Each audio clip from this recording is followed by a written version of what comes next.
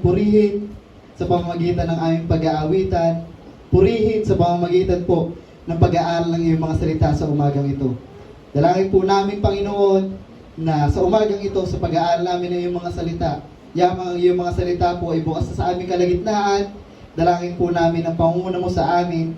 Bigyan mo po ng makalangit na karunungan ang iyong lingkod na gagamitin, Panginoon, sa umagang ito upang maunawaan ng iyong mga anak ang iyong mga salita na amin pong pag-aaralan sa umagang ito. Nawa po, Panginoon, maging pagpapala sa bawat isa ang iyong mga salita na amin pong tatalakayin, maging hamon sa bawat isa sa amin, Panginoon, ang iyong mga salita na amin pong tatalakayin sa umagang ito. At sa pamamagitan po ng pag-aaral na ito, nawa nga po, Panginoon, ay ikaw po ang aming maitaas, mabigyan ng kapurihan. Ito na po ang aming panalangin sa tayong pangalan ng Panginoong Hesus. Amen. Maaari na pong maupo ang bawat isa. Salamat sa Panginoon na tayo ay nasa ikalawang bahagi na po ng ating tema ngayong buwan ng May tungkol sa spiritual warfare.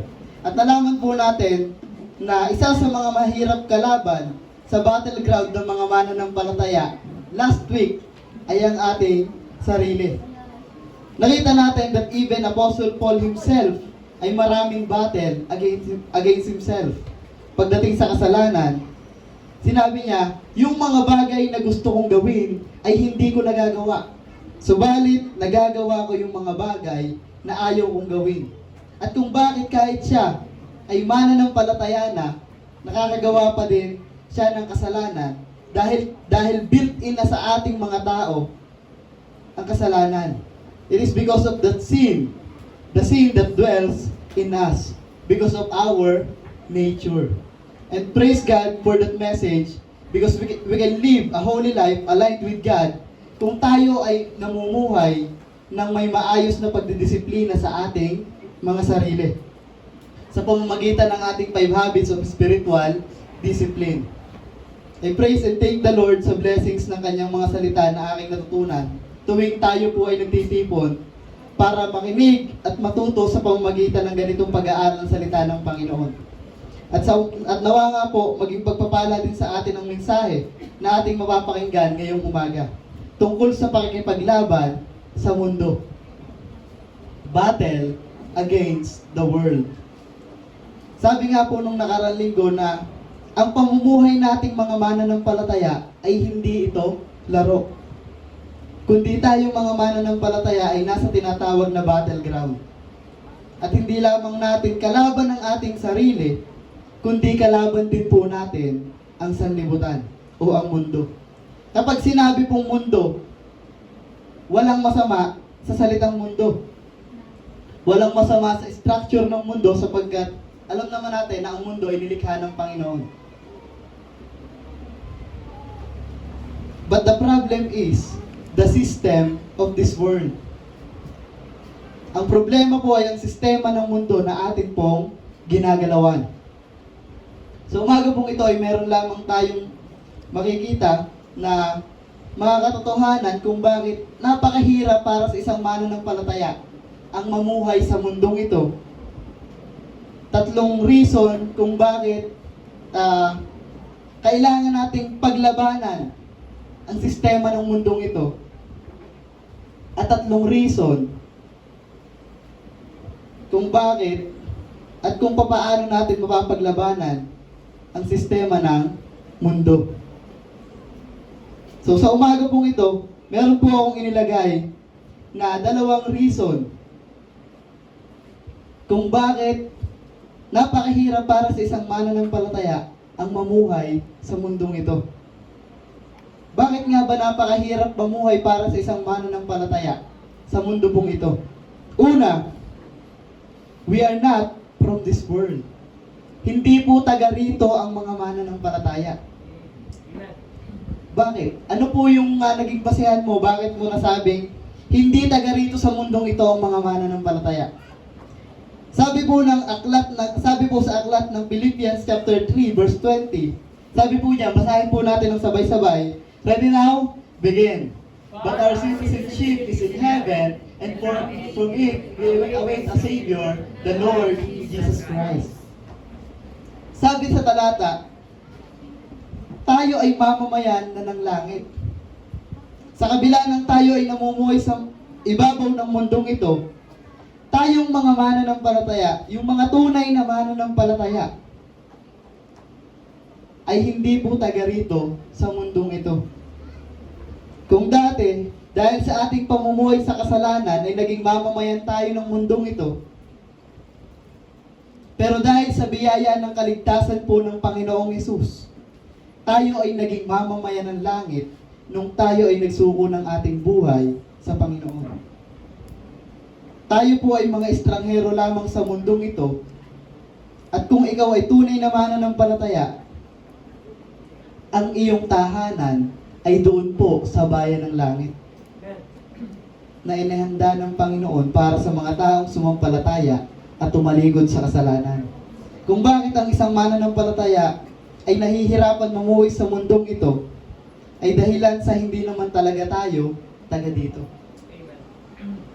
Pero kung ikaw ay hindi nahihirapang mamuhay sa mundong ito, yet you are professing that you are a Christian, hindi ka isang tunay na mananampalataya. Why? Bakit masasabing hindi tunay na mananampalataya ang isang taong hindi dumaranas ng kahirapang mamuhay bilang mananampalataya sa mundong ito? Meron pong sinabi ang Panginoong Hesus sa aklat ng John, chapter 15, verse 18 and 19. Sabi po diyan, "If the world hates you, know that it has hated me before it hated you. If you were of the world would love you as its own. But because you are not of the world, but I choose you out of the world, therefore the world hates you." Sabi po ng Panginoong Hesus, kung napupuot sa inyo ang sanlibutan, tandaan ninyong kinapuotan na ng sanlibutan ng Panginoong Hesus bago pa tayo kapuotan ng mundo. At kung yung ating sinusundan, walang iba kundi ang Panginoong Hesus, ay hinate na ng mundong ito, i-expect na po natin mga kapatid, that the world hates us too. Pero sabi pa diyan, kung ikaw ay nasa sanlibutan, this world will love you. Hindi ka mahihirapang makipaglaban sa sanlibutan kung ikaw mismo ay nasa sanlibutan.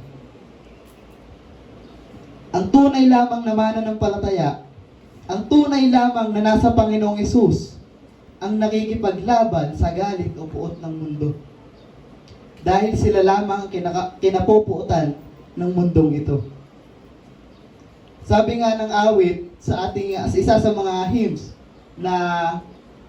ng ating church, isa sa naging paborito kong hymns ay yung awit na "This world is not my home." Sabi dun sa awit, "This world is not my home, I'm just passing through." Why? Because my treasures are laid up somewhere beyond that blue. At one of those treasures na hindi kayang i-offer po ng sanlibutan ay ang makita ng isang mananampalataya ang tagapagligtas na tumubos sa kanyang buhay, sa kanyang mga kasalanan, upang siya ay magkaroon ng bahagi doon po sa kaharian ng langit. Unang rason kung bakit ang mga tunay na mananampalataya ay nahihirapan na mamuhay sa mundong ito, dahil tayo pong mga mananampalataya, yung mga tunay na mananampalataya, ay hindi po taga rito sa mundong ito, kundi tayo po ay mga estranghero lamang sa mundong ito.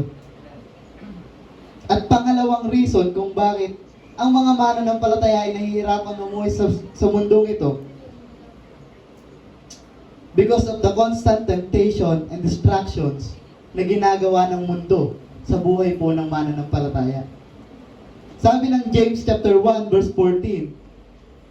Basahin po natin na sabay-sabay. Ready now? Begin. "But each person is tempted when he is lured and enticed by his own desire." Isa sa mga reason kung bakit napakahirap mamuhay bilang mananampalataya sa mundong ito ay hindi lang dahil hindi tayo taga dito sa mundong ito, kundi dahil din sa tukso ng mundo at distraction na binibigay nito upang tayong mga mananampalataya ay hindi makapag-focus sa ating buhay pananampalataya. This modern life offers endless entertainment. Andiyan na minsan ang pagpupokus ng mga mananampalataya sa social media, materialism, lust, pride, and instant gratification. Yan ang hinahanap ng desire ng isang tao sa mundong ito. At yan din po ang mga ino-offer ng sanlibutan.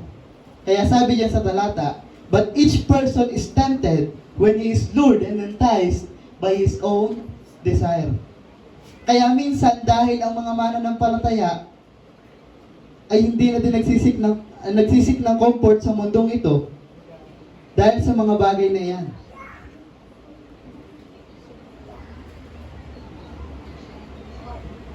Kaya't sabi dito, staying spiritually focused can feel exhausting. Na naiisip natin dahil sa offer ng sanlibutan, magandang offer yun. Pero yung pagpupokus natin sa ating spiritual na buhay, iniisip natin na yun ay nakakapagod. Ang pagpupokus natin sa spiritual na buhay ay nakakapagod. Nung inaral ko po ito, nasa isip ko, tama nga pala ito.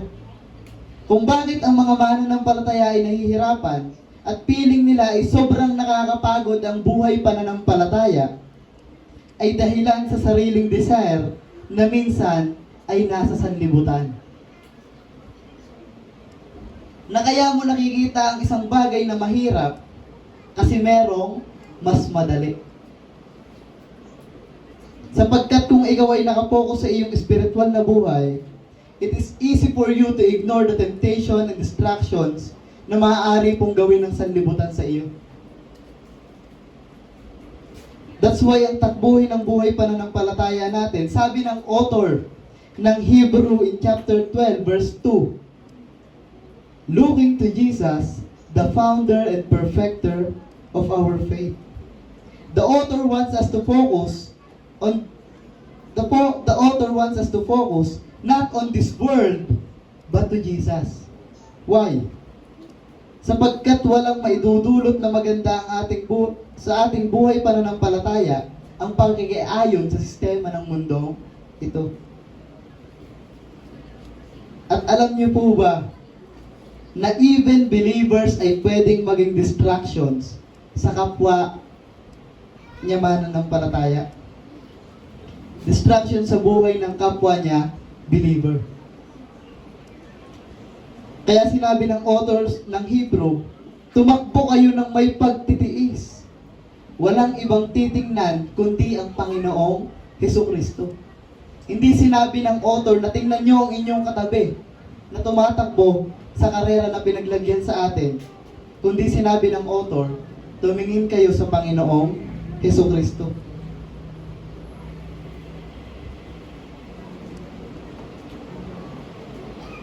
Sapagkat kung ikaw ay lilingon, maaari kang madapa. Maaaring kung ikaw ay lilingon, maging katisudan mo pa yung buhay pananampalataya ng kapwa mo, mananampalataya. Maraming pwedeng katisudan ng mga mananampalataya sa kapwa mananampalataya.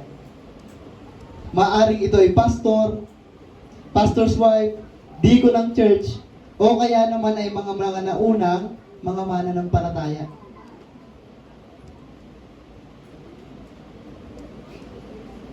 Madami pa. Kaya sabi nung sumulat ng Hebrews, tingnan natin ang Panginoon. Kasi napakadaming distraction sa mundong ito para ang mga mananampalataya ay mahirapang mamuhay sa kanilang buhay pananampalataya. Meron akong kilalang isang tao, hindi ko nasasabihin sa inyo ang pangalan, na yung taong iyon ay muntikang katisudan ng kanyang pastor. Na yung pastor, kung ano-anong sinasabi dito sa unahan, at yung mananampalatayang iyon, ay nawalan ng ganang umattend ng church. Dahil ang sinasabi ng pastor ay sa tingin niya ay ito ay Hindi na tama. Kumbaga yung taong iyon, yung miyembro ng church ay tinabangan. Na halos yung kanyang buong pamilya ay sumimba na sa ibang simbahan.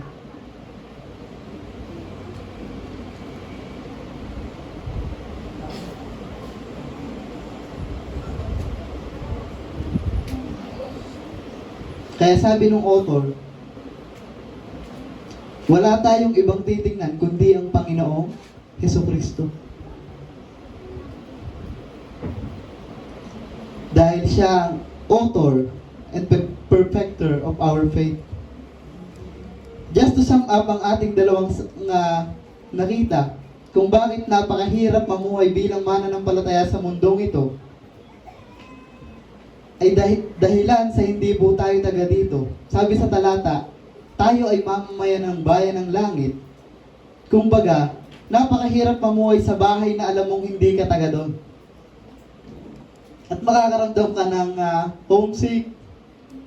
At sabi pa doon, expect na natin na tayong mga mananampalataya ay kakapuotan din po ng mundong ito. Kagaya ng pagkapuot ng mundong ito sa Panginoong Hesus. Expect na natin na tayo din ay kukutyain at makakaranas ng mga paghihirap. At pangalawa, maraming pwedeng i-offer ang sanlibutan na tukso at distraction sa buhay ng mga mananampalataya. At kung bakit sa tingin natin ay napakahirap mamuhay sa mundong ito bilang mananampalataya, ay dahilan sa ino-offer ng sanlibutan na mas madali. Para sa buhay ng isang tao, madali ang gumala, madali ang walang ginagawa, madali ang magpahinga. Yan ang mga madaling gawin, kaya pumapasok sa ating isip na mahirap maging mananampalataya sa mundong ito. Mahirap maglingkod, mahirap magpunta sa mga outreach, pero gustong-gustong gumala. Naiiba ang perspective ng mga mananampalataya sa hirap at dali base sa ino-offer ng sanlibutan. Sabi ko nga kanina, kaya nakikita mong mahirap ang isang bagay, ay meron kang nakikitang mas madali para sa iyo na gawin.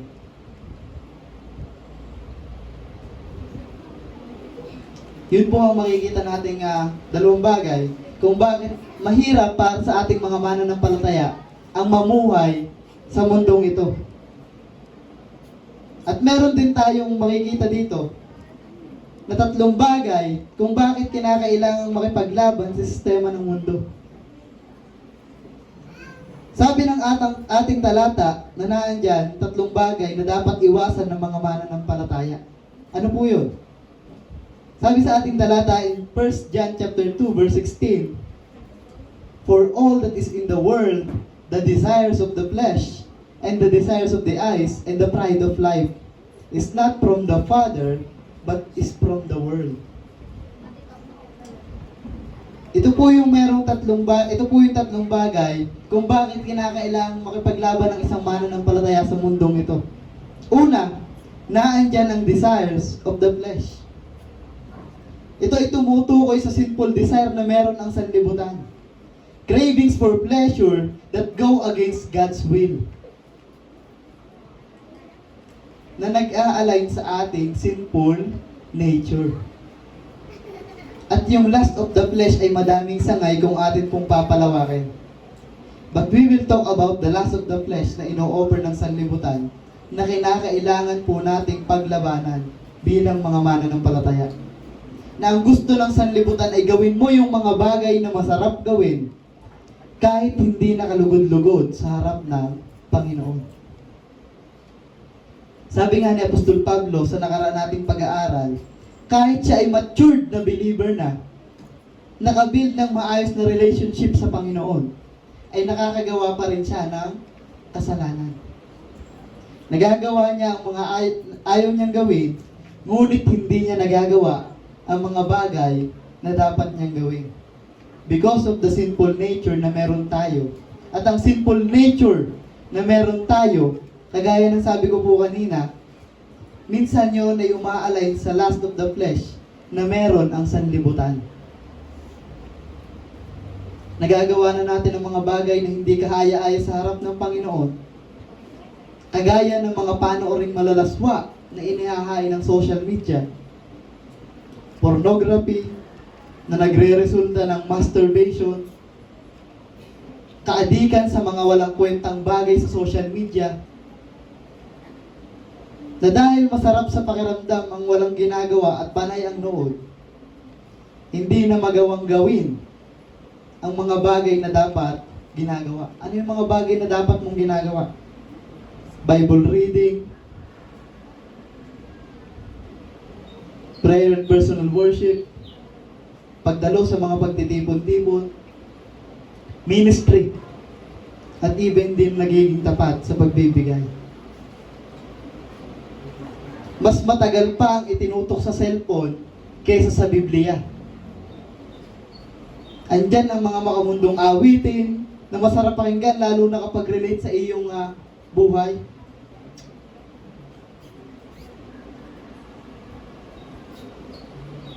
Mas sa ulo mo pa yung makamundong awitin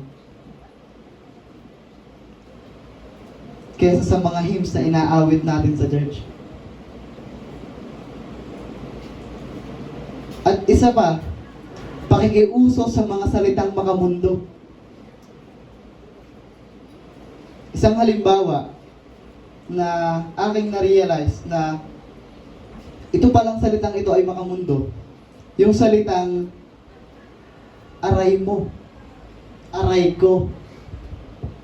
Bakit yun naging makamundo?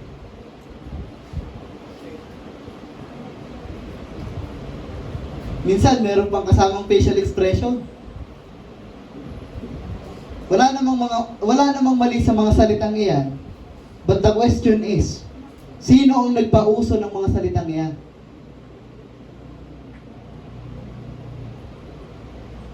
Nagpauso ng mga salitang iyan na iyong ini-imitate. Hindi ko alam kung kilala niyo si Joel Ravena, si Malupiton. Yan ay sumikat na vlogger dito sa Pilipinas na nagpauso ng mga salitang iyan. Pero alam niyo ba kung bakit sumikat yung tao yan? Dahilan sa walang habas niyang pagmumura.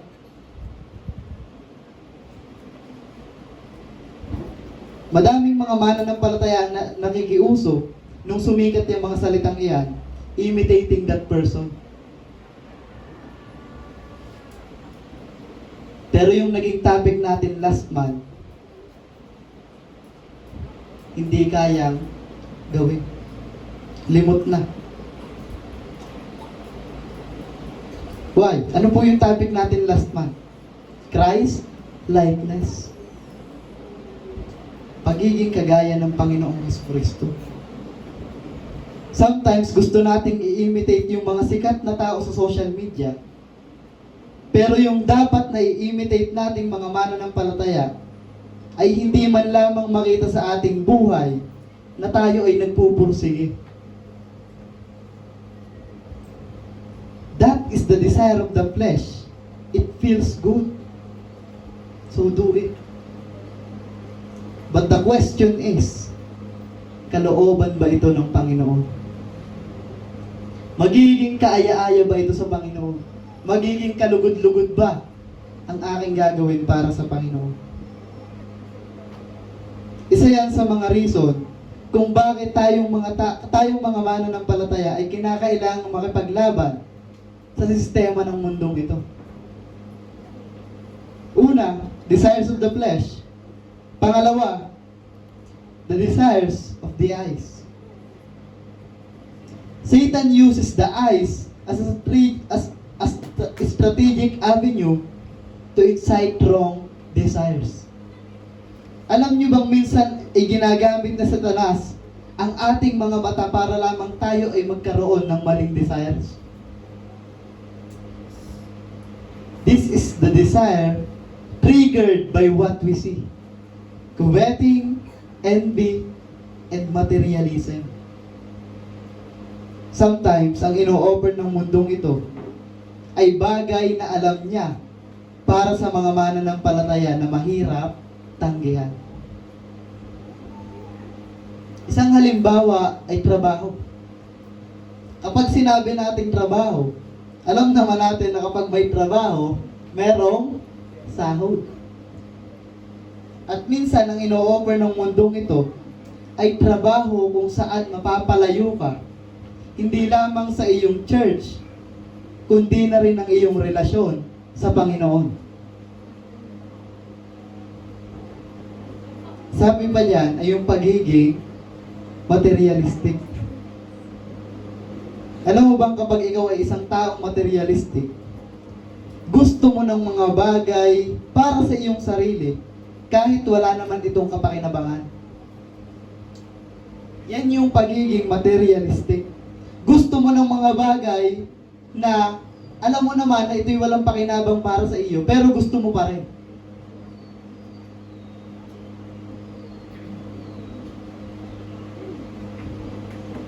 At kapag ikaw ay materialistic, hindi ka magkakaroon ng mga bagay na gusto mo kung wala kang pera, kung hindi mo bibilin. At dahil materialistic ka, minsan hindi mo namamalayan para magkapera, nanggugulang ka na pala. Merong isang kasabihan na hindi ko makakalimutan. Ang isang greedy na pirata ay hindi masasatisfy sa isang treasure chest na puno ng diamante at ginto. Para lamang magkaroon ng mga bagay na gustong makuha, nakukuhang manggulang. Meron akong kilalang tao, naging kaklase ko dati. Sa totoong buhay, siya'y maraming pera. Kaya minsan, ang kanyang ginagawa, yung kanyang pera ay kanyang itinatago. Iniipon. Tapos kapag humaharap siya sa napakaraming tao, siya ay kawawang-kawawa. Kasi ayaw niya na mahalata na siya ay madaming pera. Pero kahit sinasabi niya wala siyang pera, madalas ay kumakain siya sa mamahaling lugar. Hindi niya nga lang ina-upload kasi kapag in-upload niya, makikita namin mga kaibigan. Baka makita namin sa Facebook. Alam nung iba ay mahirap yung tao yun.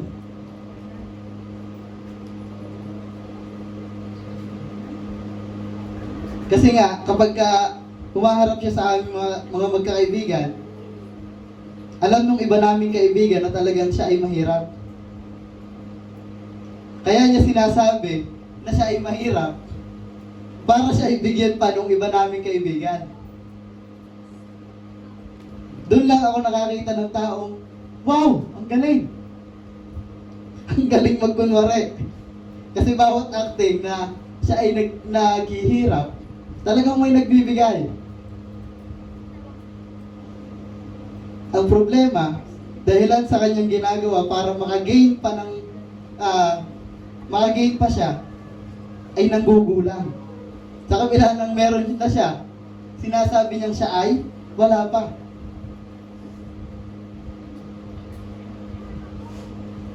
Gumagawa siya ng pang-gugulang. Kasalanan pa din. Minsan ang ino-offer talaga ng sinlibutan ay maganda sa ating paningin. Kagaya ng panunukso ni Satanas kay Eva doon sa halamanan ng Eden. Ano pong nangyari doon? Kung bakit natukso si Eva na kainin yung bunga na ipinagbabawal ng Panginoon, dahilan lamang din sa tatlong bagay. Lust of the flesh, lust of the eyes, and pride of life. Hindi niya natanggihang kainin yung bunga, yung pinagbabawal na bunga ng puno ng Panginoon. Sapagkat sabi doon, ang prutas ay masarap sa panlasa at maganda sa paningin. It involved being attracted to something beautiful in appearance, pero ang result ay pagkakahulog sa kasalanan. Yan ang dalawang bagay na makikita natin kung bakit kinakailangan nating makipaglaban sa sanlibutan.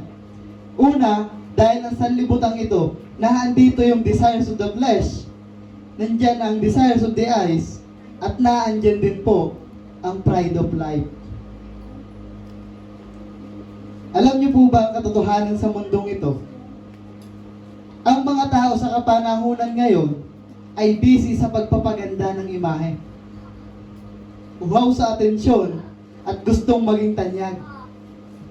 Isang halimbawa na ang mga tao ay uhaw sa atensyon o recognition ng iba ay ang pagpo-post ng kanilang mga pagmumuka sa social media, makakuha lamang ng mga likes and reactions. Tas minsan, kapag literal na like lang ang nailagay, nung nag-react, nagagalit pa. Dahil gusto ay puso.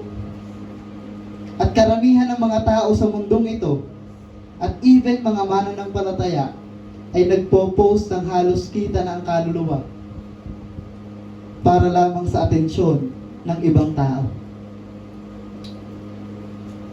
Gustong bigyan sila ng pansin, kaya nagpapapansin. Mas madami pa ang pinost na walang kabuluhan kaysa sa mga bagay na may pakinabang at makapagbibigay ng kapurihan sa Panginoon. At isa sa nagiging pride ng mga tao sa kapanahunan ay ang pagkilala sa kanilang sariling kakayahan na gustong makita ng mundo na hindi niya kailangan ng kahit na sino. Dahil tanyag ako, hindi ko na kailangan ng Panginoon. Yun ang kaisipan ng mga tao sa kapanahunan na ito. At alam niyong marami ding tao sinubok ang Diyos, ngunit sila ay hinambol ng Panginoon.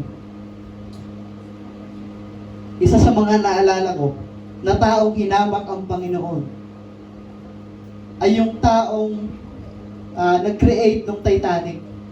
Hindi ko alam kung alam niyo yung Titanic. Yun yung isang barkong binuo na pinakamalaki. Nung kapanahonang ito ay binuo.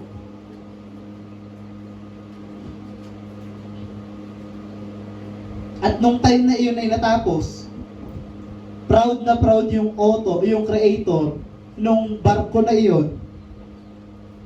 At nung time na siya ay in-interview, sinabi niya doon sa interview, "Even God cannot sink my ship." Kahit ang Diyos ay hindi kayang palubungin ng aking barko. Pero ano pong nangyari? Dahil hinamak niya ang Panginoon, yung kanyang binuo na napakalaking barko ay bumangga at lumubog. Meron pang isang pangyayari. Merong isang show sa ibang bansa kung saan sila ay nagsasama-sama at minak nila ang Panginoon. Hindi ko alam kung anong bansa iyon. Yung sinunog ng Panginoon dahilan sa sinabi nila dun sa show na this city is godless city. Kung bakit yung halos kalahati nung anong yun ay sinunog na Panginoon. Mga kapatid, yan po ang mga bagay na ating makikitang dahilan kung bakit araw-araw hindi lamang natin kalaban ang ating mga sarili, kundi araw-araw din natin kalaban ang sanlibutan. Bakit daw po natin kinakailangang makipaglaban sa sanlibutan? Una, dahil dyan ang desires of the flesh, desires of the eyes, and pride of life. At mapagtatagumpayan po natin iyan sa pamamagitan ng tatlong susi upang mapagtagumpayan ang mga bagay na nasa mundong ito. 3 keys to overcome the world. Una, overcome the lust of the flesh. Paano po natin mapapagtagumpayan ang pita ng laman?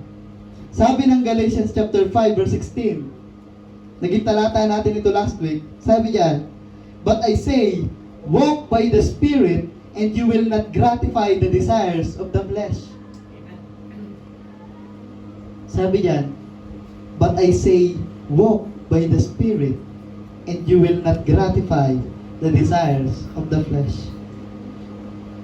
Tayo po ay mamuhay ng naaayon sa banal na Espiritu Sapagkat kung tayo ay namumuhay sa Espiritu, walang puwang para sa atin ang pita ng laman, at nakaalay pa ang ating buhay sa kagustuhan ng Panginoon para po sa atin.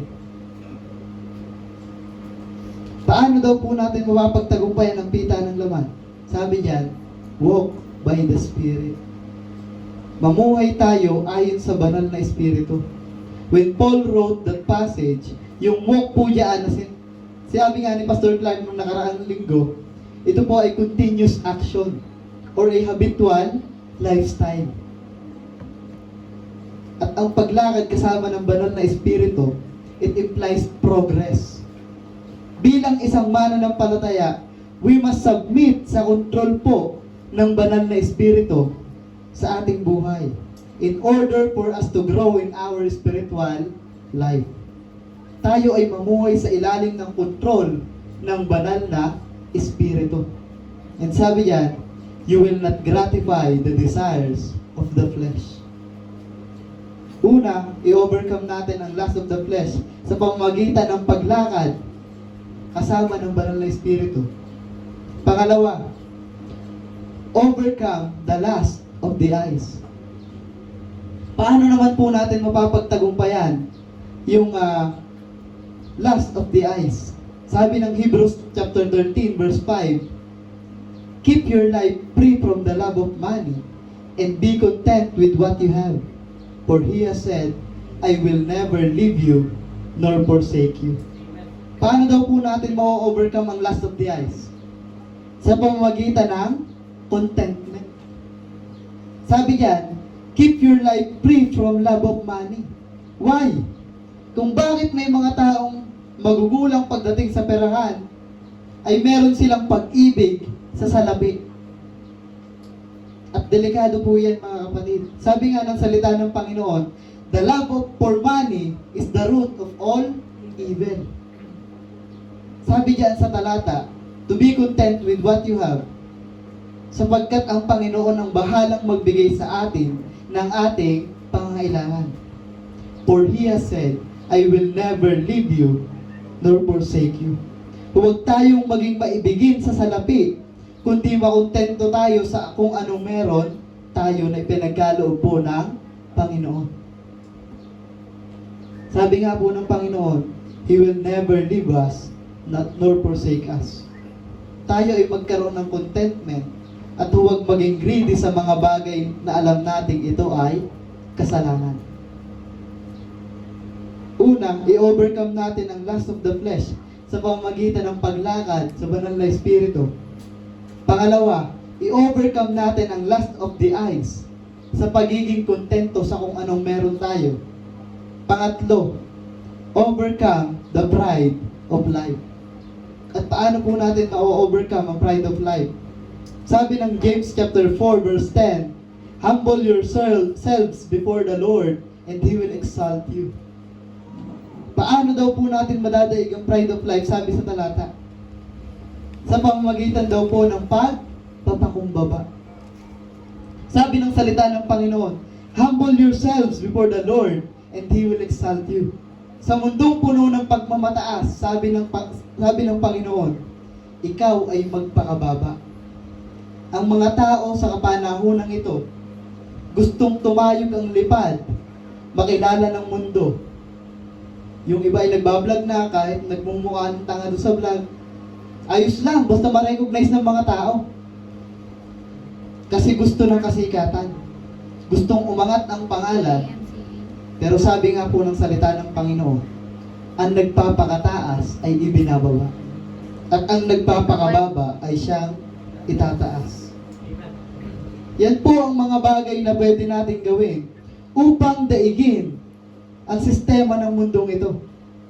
Lust of the flesh, lust of the eyes, and pride of life. Sa pamamagitan ng pamumuhay ng naaayon sa banal na Espiritu, sa pagiging kontento sa kung ano ang meron ka, at pagpapakumbaba imbis na pagmamataas. Alam niyo mga kapatid, totoo pong mahirap mamuhay sa mundong ito bilang mananampalataya. Pero ang katotohanan din, Nasa kaisipan lamang natin na mahirap mamuhay bilang mananampalataya sa mundong ito. Why? Paano mo po nasabing madali lamang mamuhay sa mundong ito bilang mananampalataya? I just want to share yung bagay na hindi ko nakamit. Pero naging halimbawa kung bakit ko nasabing madaling mamuhay sa mundong ito bilang mananampalataya. Wala naman siguro sa atin ang hindi nakakakilala kay Apostol Pablo. Apostle Paul. Noong nag-research ako patungkol sa paghihirap na naranasan ni Apostol Pablo. Take note. Nag-research ako tungkol sa naranasang paghihirap ni Apostol Pablo. Perspective ko yun na yung kanyang naranasan ay mahirap. Na para sa aking kaisipan, mahirap na yon. Pero ang tanong, para kaya kay Apostol Pablo, mahirap kaya yun? Napakadaming lumabas nung ako po ay naghanap patungkol sa aking pagsisiyasat sa mga naranasan na paghihirap ni Apostol Pablo nung siya po ay namumuhay sa mundong ito. Ano po yun? Siya ay nakaranas ng pambubugbog, physical punishment, imprisonment, siya ay nakulong sa Philippi, sa Caesarea, sa Rome. Nakaranas siya ng shipwreck na naging dahilan ng naging mapanganib yung kanyang magiging travel. Nakaranas siya ng poverty, sleeplessness, sa kanyang pagmiministeryo. Nakaranas siya ng opposition at meron siyang tinatawag na thorn in the flesh. Yun ang nakita ko nung ako ay nag-research patungkol sa naging paghihirap ni Apostol Pablo. Mahirap po ba yan? Mahirap yan. But the question is, sa kabila ng mga naranasang sinabi nating paghihirap ni Apostol Pablo, nakita ba natin na itinala na siya ay nagreklamo? Hindi. Nung time na siya ay papunta ng Jerusalem, at alam niya ang naghihintay sa kanya doon, ano pong sabi ni Apostol Pablo? But none of these things move me, nor do I count my life dear to myself. Sa kabila ng alam ni Pablo na ang naghihintay sa kanya doon, na mga paghihirap, saan nakapokus si Apostol Pablo? Sabi dun sa talata, but none of these things move me, nor do I count my life dear to myself, so that I may finish my race with joy. Hindi po nakapokus si Apostol Pablo sa problema na kanyang haharapin, kundi nakapokus siya sa kanyang dapat gampanin, so that I may finish my race with joy, and the ministry which I received from the Lord Jesus, to testify to the gospel of the grace of God. Mahirap ang dinanas ni Apostol Pablo sa perspective na meron po tayo base pa sa pamumuhay sa mundong ito. Pero kung nakita natin ang perspective na meron si Apostol Pablo, yung mga bagay na kanyang naranasan ay standard lamang ng buhay na gusto ng Panginoon para sa atin.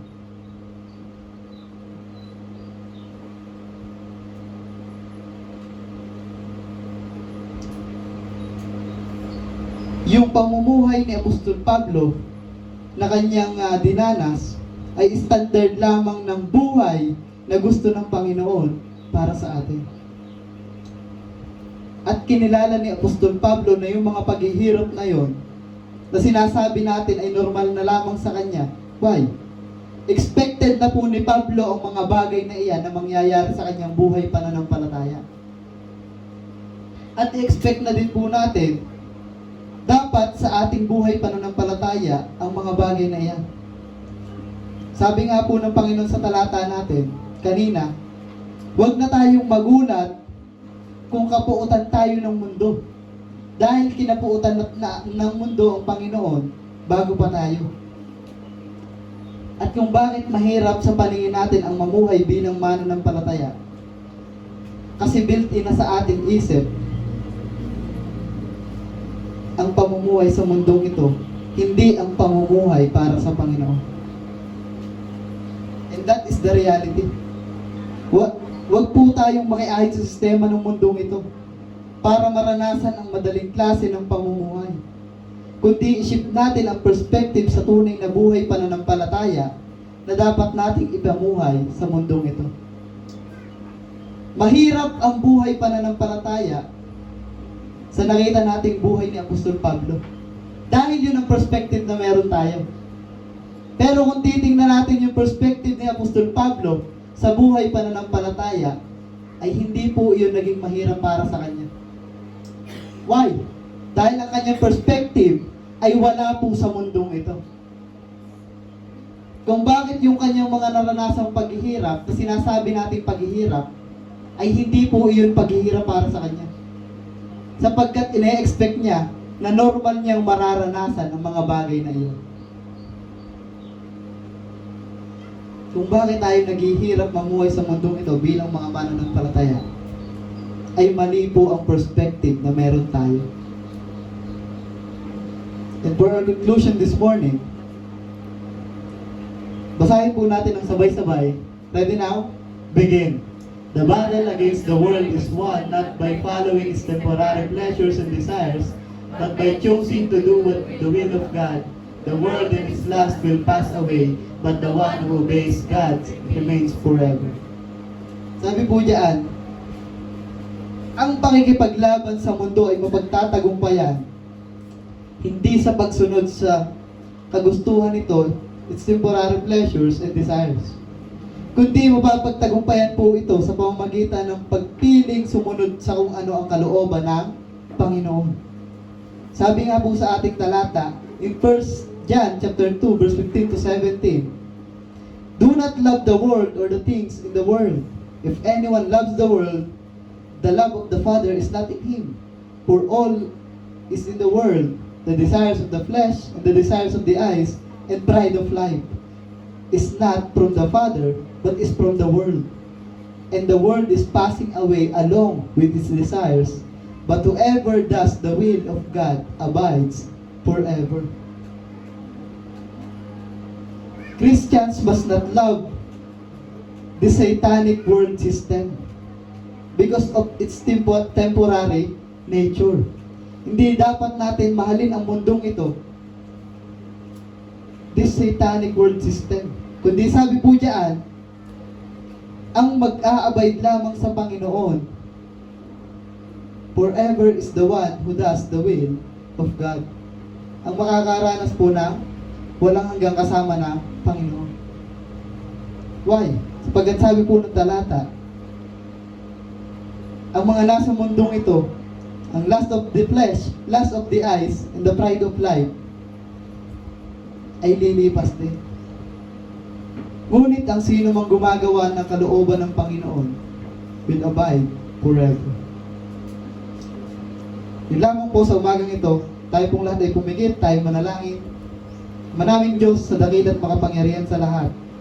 Salamat po sa umagang ito sa iyong mga salita na amin pong napag-aralan. Salamat po sa hamon ng iyong mga salita na amin pong paglabanan ng mundong ito. Paglabanan namin ang kagustuhan ng laman, ang pita ng laman, the lust of the eyes, and the pride of life. Paglabanan namin ang sistema ng mundong ito. Tunay nga na kung meron kaming perspective, kung ang aming perspective sa aming buhay pananampalataya nasa mundong ito, mahirap para sa aming mamuhay sa buhay na gusto mo para sa amin. Pero nakita namin, Panginoon, sa buhay ni Apostol Pablo, na kung ang aming perspective sa buhay pananampalataya na meron kami ay wala sa mundong ito, it is very easy for us to live in this world bilang mga lingkod mo, Panginoon. Salamat po sa iyong mga salita. Salamat sa hamon ng iyong mga salita. Pagpalain mo na po ito sa aming mga puso't isip. at maging hamon ito, Panginoon, sa amin. Nawa, Panginoon, ikaw po ang aming napapurihan na itaas at salita mo po ang manguna sa aming mga buhay. Ito na po ang aming panalangin sa tanging pangalan ng Panginoong Hesus. Amen. Maraming salamat po, Pastor Jake, sa ating pong mensahe ngayong umaga. Tayo ba'y bless sa salita ng